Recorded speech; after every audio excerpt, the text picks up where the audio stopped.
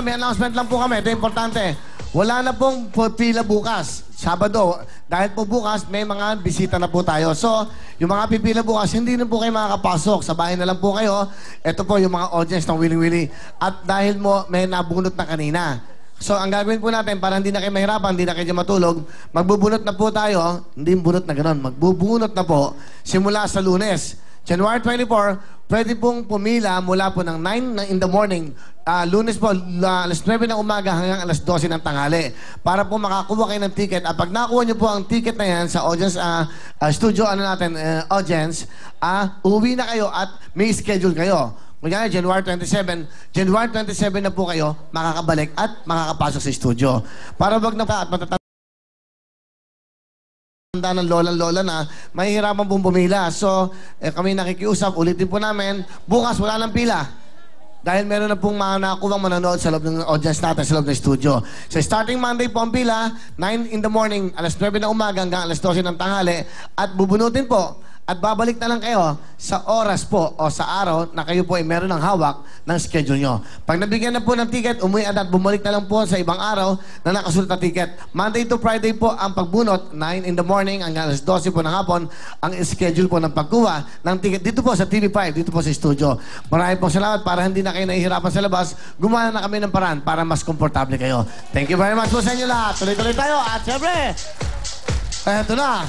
Sino kaya makakuha ng isang Photon Family Band? Let's go, Karen at si Hannah. Hello, Karen and Hannah. Karen, ikaw na maglagay ng 40 na peking mga susi po ng Photon, okay? Thank you, Karen. Okay, at ito naman po ang 10 na tunay na susi ng Photon. Isa sa inyo, maaari mag-uwi na ngayon. Okay? Mr. Owen, start mo na ang 10 mga susi ng Photon Family Band. Go! Palapakan natin ang Photon! Kailangan meron kayong valid ID. Pag tinawag kayo, dapat pa may ID kayo. 1 2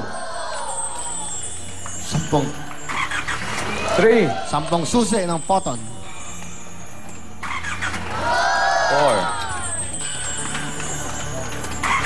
4 5 6 7 8 9 10 10 mga susi po, tunay na susi ng Photon. Ito na!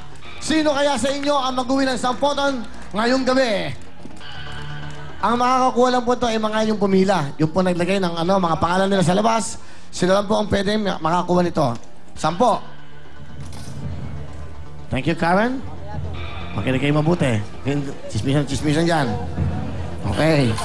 10 mga susi po na nandyan. Ito po ay 50 keys.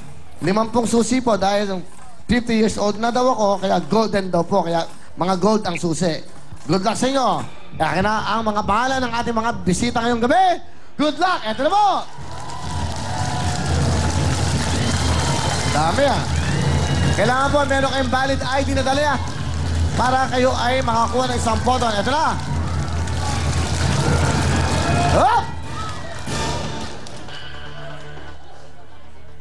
January 21, 2011. Magdala ka na ng ID mo. Eto na. Wow. Siya po ay taga-barangay Matamis, Baybay City, Leyte. Kailangan yung ID mo talaga mayroong Leyte or else hindi ka qualified dito. 40 years old, Freddy Paulo! Photon, ito ang hinahanap ko. Photon, ano si Freddy Paulo? yan ang forma ko. Photon, para sa Mga Freddy, hindi na po kayo. Siya ba ay talagang tigas? Leyte! Napakaswerte naman tao nito. Kung sakali ay makukuha niya ang isang brand new Photon Family Band. ID. Sorry kailangan meron tayong patakaran. Sinabihan tayo ng US government. Ni Obama na you have to have an ID. eksaktong address. Owen, halika dito. Matamis, dito ka. Pakita natin. Dito, sa likod. Para pakita natin. Yan. Freddy Paulo, Matamis, bye-bye. Tiga-Leyte ka ba? Opo. Ha? Anong trabaho mo? Dati po akong barangay chairman sa amin. Bakit mo pinatay? Yung ilaw. Ba't mo pinatay yung ilaw? Madilim. Natalo po ako ngayon noong Ano? Ha? Oktobre. Ano to? Barangay Officer, National ID. Si Paulo Freddy de Loras, bye-bye Leyte. Qualified ka. Good luck sa'yo. Itong ID mo? Let's check natin. Pakita lang. Sino kasama na punta dito? Ako lang po. Ikaw lang. Bakit ka napunta dito?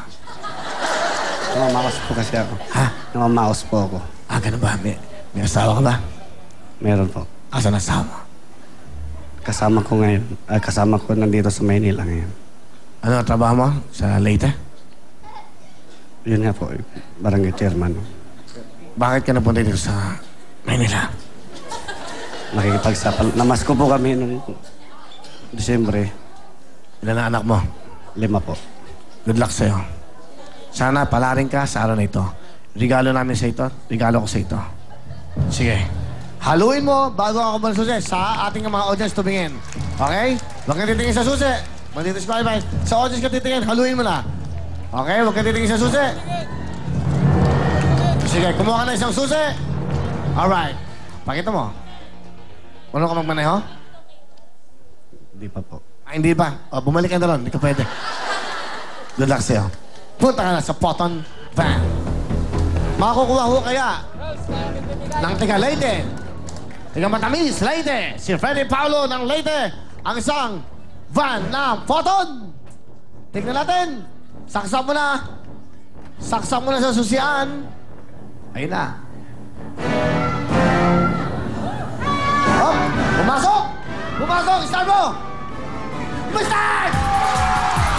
Photon, ito ang hinahanap ko. Photon, sasakyan na ang forma ko. Photon, para sa negosyo ko. Photon, I'm always feeling so good. Photon. Halika na dito.